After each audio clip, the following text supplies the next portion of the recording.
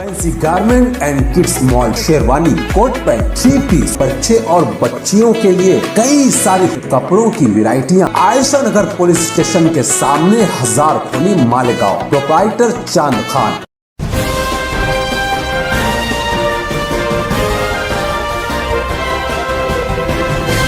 मानव समाचार, मानवता के हक में।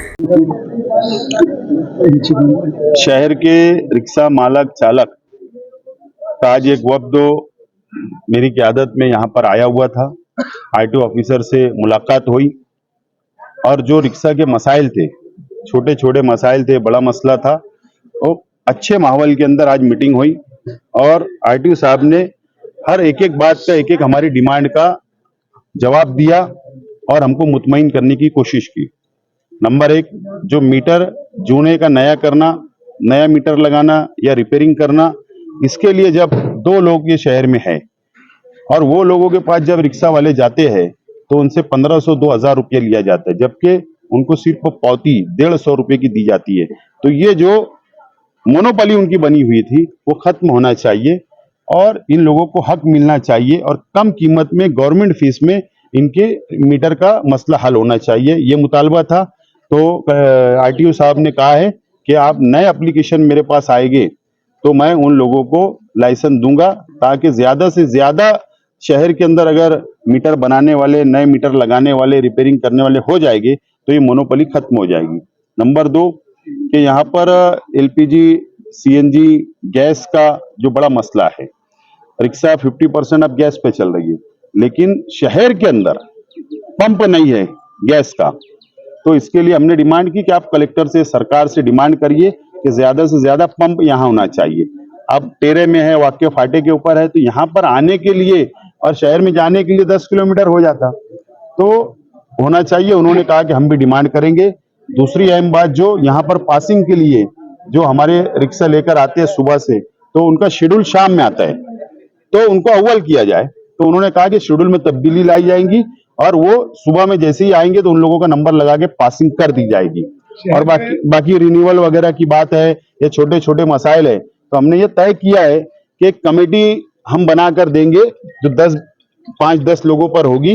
वो कमेटी आरटीओ ऑफिसर के संपर्क में रहेगी, कांटेक्ट में रहेगी और वो बैठ के इनके छोटे छोटे मसाइल को हल करेंगे। इस बात का आज फैसला किया गया। अल्लाह का करम है कि शहर के आवाम शेख रशीद साहब पर, हमारे परिवार पर, हमारी पार्टी के वर्करों पर भरोसा करती है और हम लोगों ने हमेशा शहर में जो भी सियासत की आज तक, वो गरीबों के लिए, छोटे छोटे धंधा व्यापार करने वालों के लिए और आवाम के लिए मसाइल उनके हल हो जाए, इसके लिए हम लोग दौड़ भाग करते रहते हैं और इसलिए भरोसा और विश्वास शहर की आवाम का है।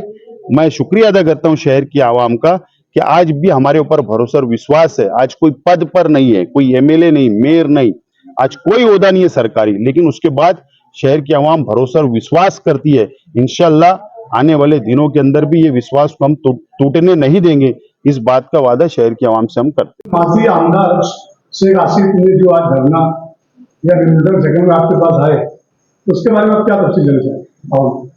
वो कुछ धरना वगैरह के लिए नहीं आए थे, वो सिर्फ जानने के लिए आए थे कि उनके पास कोई शिकायत लेके गया था कि जो मीटर, ऑटो रिक्शा में जो मीटर लगता है उसके ज़्यादा पैसे लेते हैं ऐसे।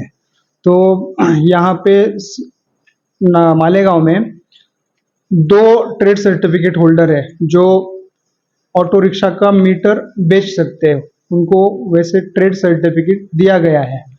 तो वो कितने पैसे लेते हैं, क्या लेते हैं, उससे आरटीओ का कोई वहाँ पे कंट्रोल नहीं होता है। अगर किसी को शिकायत है उनसे, तो जो भी ऑटो रिक्शा का मीटर खरीदते हैं उन्होंने जीएसटी का पक्का बिल उनसे मांगना चाहिए, तो उनको पता चलेगा कि इसकी कीमत क्या है ऐसे।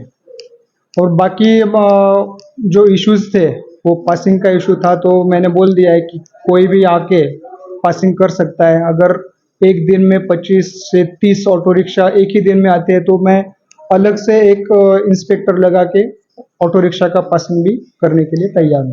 आपके जो कर्मचारियों में छोटे बड़े जो, उनकी भी बार बार शिकायत उनको आती रहती है ये ऐसा है कि तो गाड़ियाँ पासिंग के लायक भी रहती, उसको पासिंग नहीं किया जाता, तो उसके बाद में अलग से कॉपी फाड़ कर काम किया जाता। नहीं नहीं, ऐसा तो नहीं है। क्या है कि अभी जो पासिंग हो रही है वो हाई कोर्ट के जजमेंट से पूरी की पूरी इन कैमरा हो रही है।